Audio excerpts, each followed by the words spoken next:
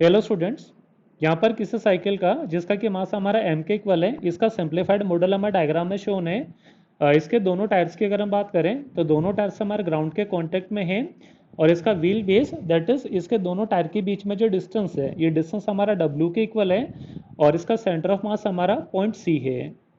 Point C की हम बात करें, ये दोनों टायर के बीच में प्रेजेंट है, दैट इज हमारा दोनों टायर का मिड पॉइंट है और इसके ग्राउंड से हाइट की अगर बात करें, यह हाइट हमारा h के इक्वल है। ये साइकिल हमारा टूवर्ड्स राइट मूव कर रहा है और इसकी जो स्पीड है वो टाइम के साथ डिक्रीज कर रही है, दैट इज यहाँ पर इसका जो एक्सेलरेशन है वो टूवर्ड्स लेफ्ट होगा। इसका मैग्नीट्यूड हमारा a के इक्वल है। हमें क्वेश्चन में ये भी बोला है कि यहाँ पर जो एयर रेजिस्टेंस है इसको हमें नेग्लेक्ट करना है, दैट इज यहाँ पर एयर फ्रिक्शन की वजह से कोई भी फोर्स हमें अजूम नहीं करना है। हमें क्वेश्चन में बोला है कि साइकिल के जो दोनों टायर स्किड कर रहे हैं, दैट इज हमारे बिना रोटेट किए स्लाइड कर रहे हैं और दोनों व्हील्स के लिए अगर हम कोफिशिएंट ऑफ स्लाइडिंग फ्रिक्शन की बात करें, इसका वैल्यू हमारा सेम है और ये म्यू के इक्वल है। हमें क्वेश्चन में पूछा है कि जो कोफिशिएंट ऑफ फ्रिक्शन है इसकी मैक्सिमम वैल्यू कितनी होनी चाहिए ताकि जो टायर्स है वो हमारे ग्राउंड के कॉन्टेक्ट में रहे। यहाँ पर सबसे पहले साइकिल का एफबीडी हम बना लेते हैं।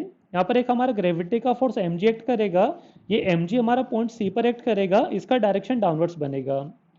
पीछे वाले टायर की बात करें, यहाँ पर जो नॉर्मल एक्ट कर रहा है इस नॉर्मल को हम n1 से डिनोट कर रहे हैं और आगे वाले टायर पर जो हमारा नॉर्मल एक्ट करेगा इस नॉर्मल को हम n2 से डिनोट कर रहे हैं। फ्रिक्शन फोर्स की बात करें तो सिंस टायर हमारे रोल नहीं कर रहे हैं तो दोनों कॉन्टेक्ट पॉइंट का मोशन हमारा आगे की साइड होगा, दैट इज फ्रिक्शन फोर्स हमारा पीछे की side that is left direction में एक्ट करेगा।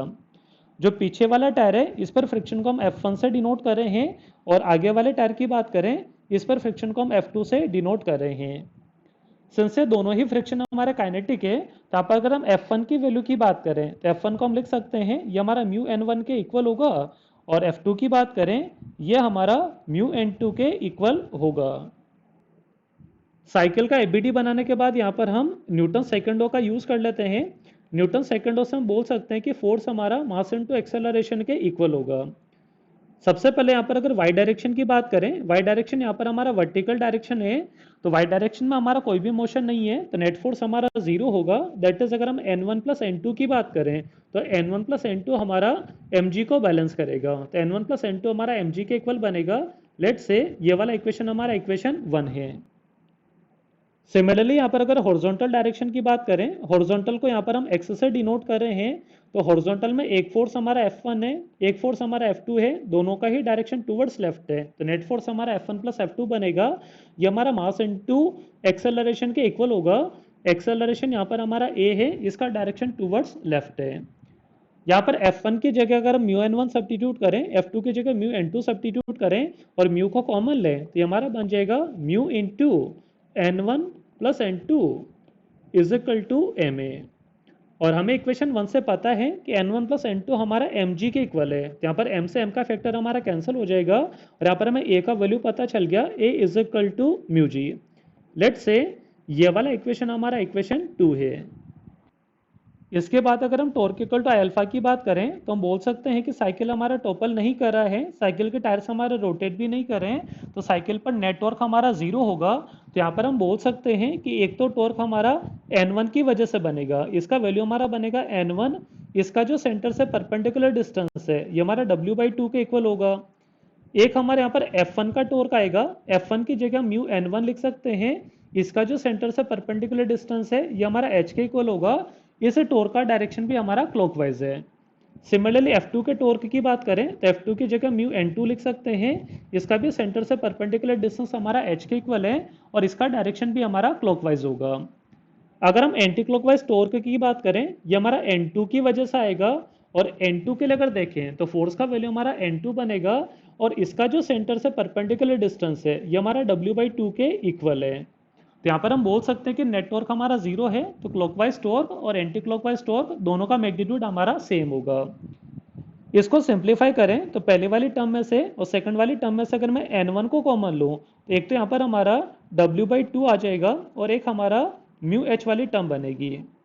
साथ में n2 वाली टर्म्स को अगर हम RHS में लेके जाएं और वहां से n2 को कॉमन ले लें तो ये n2 हमारा कॉमन आ जाएगा और ब्रैकेट में बनेगा w/2 माइनस म्यू h।